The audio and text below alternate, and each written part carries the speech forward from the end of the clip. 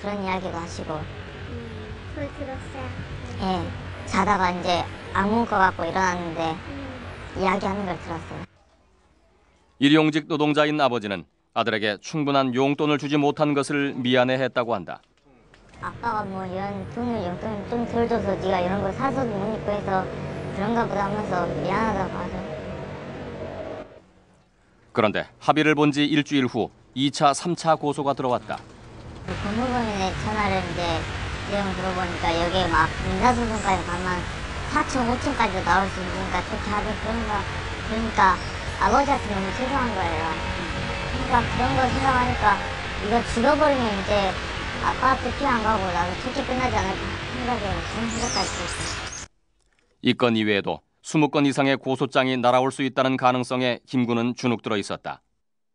언제쯤 올까 하고 막 또 이건 또 오면 이제 이건 또 어떻게 처리해야지 하는 거. 겉으로는 표현 안 하는데 속으로는 엄청 생각하죠. 취업 준비를 해야 할 대학 졸업반인 이군. 시간차 공격 때문에 당구장에서 아르바이트를 하고 있었다. 다음 학기에 대비해 모아두었던 등록금도 합의금으로 써버렸다고 한다.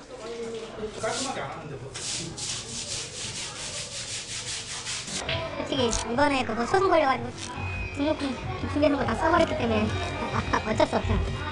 걸어야 다음 학기 학교 갈 수 있거든요. 학교로 가야 되니까 졸업은 해야죠. 재미로 올린 30여 건의 만화가 이렇게 문제가 될 줄은 몰랐다고 한다. 이군은 1차 고소에 90만 원, 2차 고소에 120만 원의 합의금을 지급했다. 저한테 전화 왔을 때는 아마 눈물이 진짜 왔어요. 솔직히 솔직히 말하면 눈물 나고 막 그러더라고요. 아, 내가 이게 똑같은 일에 또 2번씩 막 걸리니까 그냥 사채 써서 해결하려고 했어요. 이게 2번째 끝나고 또 올지도 모르잖아요. 3번째 고소가 올 수도 있고 4번째 고소가 올 수도 있고 그럴지도 모른다는 생각 때문에 엄청 패닉이었죠. 한 번에 100만 원씩 나오고. 이군이 등록금까지 내주고 합의를 한 것은 공무원 시험을 준비하고 있기 때문이다. 고소가 돼 벌금형이라도 받게 되면 공무원의 꿈을 접어야 할 형편이라고 한다.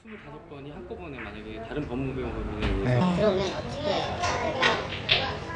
극단적인 경우는 그럴 때는 아마 시험은 포기하겠죠. 시험은 포기하고 어쩔 수 없죠. 뭐 그럴 때는 벌금형 형이 어떻게 되는지 아마 벌금형으로 알고 있거든요. 벌금형 받아야죠. 뭐. 솔직히 저 같은 사람이 갑자기 몇천만 원 어떻게 보여요. 법무법인의 시간차 고소에 대해 법조계 내부에서도 저작권 위반의 약점을 잡아 합의금 장사를 하는 것이 아니냐는 비판이 일고 있다. 이 같은 소송은 누가 주도하는 것일까? 작년 말부터요. 저희 회사에 10군데 이상이 저희한테 왔어요. 갑자기. 전에는 매번 없다가 작년 언제부터요? 한 10월, 11월부터 저희한테 한 되게 많이 왔어요. 저는 전에 이런 거 있는지 잘 몰랐어요, 솔직히. 저작권 대리 중개업체가 저작권 침해 사례를 수집하면 법무법인이 소송을 대리해서 합의금을 받아 분배한다고 한다.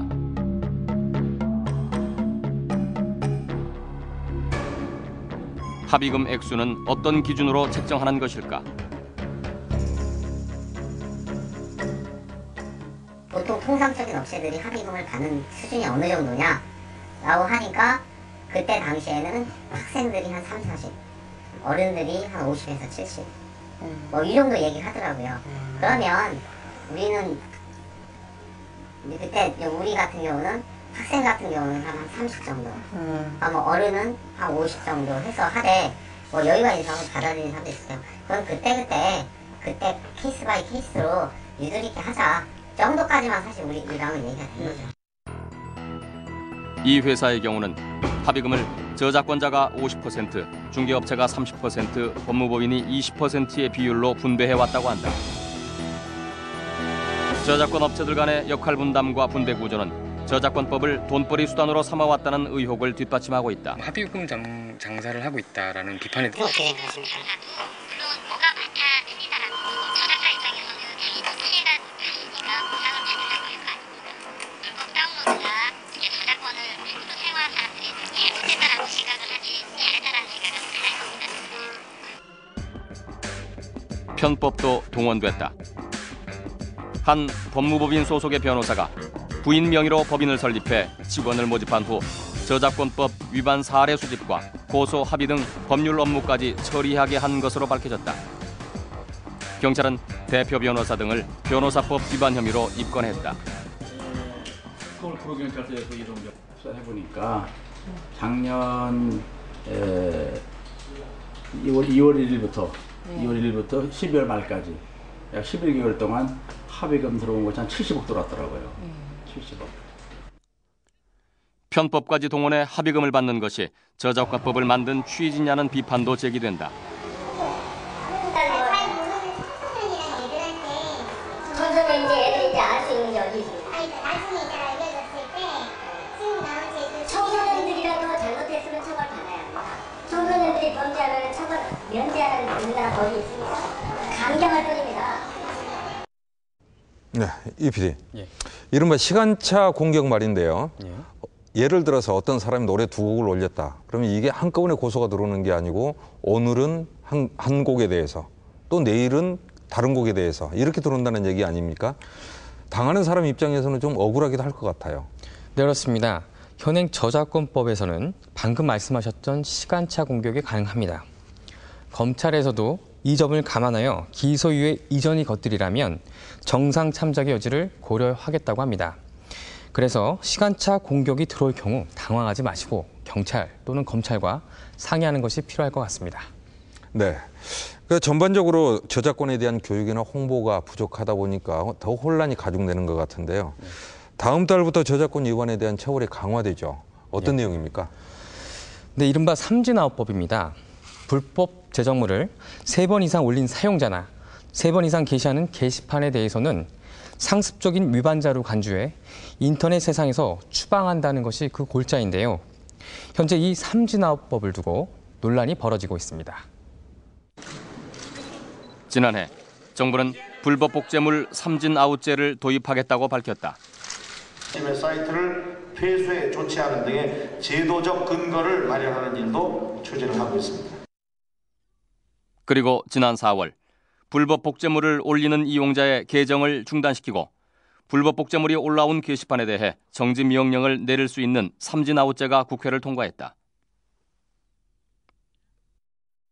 이 법은 한 번 한 사람에 대해서 처벌하는 건 아닙니다. 반복적으로 한 번 하고 두 번 하고 세 번 하고 할 경우에는 그 개인 계정을 닫게 하거나 또는 이런 불법을 알고도 계속 운영하는 그 온라인 사업자들에 대해서는 처벌할 수 있는 근거를 만든 것입니다. 그렇기 때문에 저는 이게 당장 무슨 규제를 통해서 누구를 처벌하기보다는 이 어떤 홍보 효과 또는 이게 문제가 있다는 것을 알리는데 어떤 역할을 하기를 저는 기대합니다. 개정법에 따르면 불법 복제물을 3차례 이상 올리는 이용자에게 해당 게시판의 계정 정지를 명령할 수 있다. 이렇게 되면 최장 6개월 동안 해당 게시판에서 메일 이외에 다른 기능을 이용할 수 없게 된다. 경미한 침해일 수도 있고 아주 반복적이고 다량의 침해를 할 수도 있겠죠. 그런데 경미한 침해에 대해서까지 3회 경고를 받았다고 해서 그 인터넷 이용을 금지하거나 삼진 아웃시키면 오늘날 일상생활이 인터넷에 의하지 않고는 공부도 할 수 없고 경제활동도 할 수 없는 그런 상황 속에서 그 사람의 기본적인 인권을 침해할 위험이 있다고 생각합니다. 카페와 블로그 운용자들은 바짝 긴장하고 있다. 개정법에 따르면 불법 복제물이 3차례 이상 오를 경우 6개월까지 정지당할 수 있다. 취미로 카페를 운영하는 사람이 수많은 저작물을 일일이 검색할 수는 없는 노릇이다. 우리 일일이 하루에 한 4, 5천 명이 왔다 갔다 하는데 그 회원 한 사람 한 사람 따라다니기 사실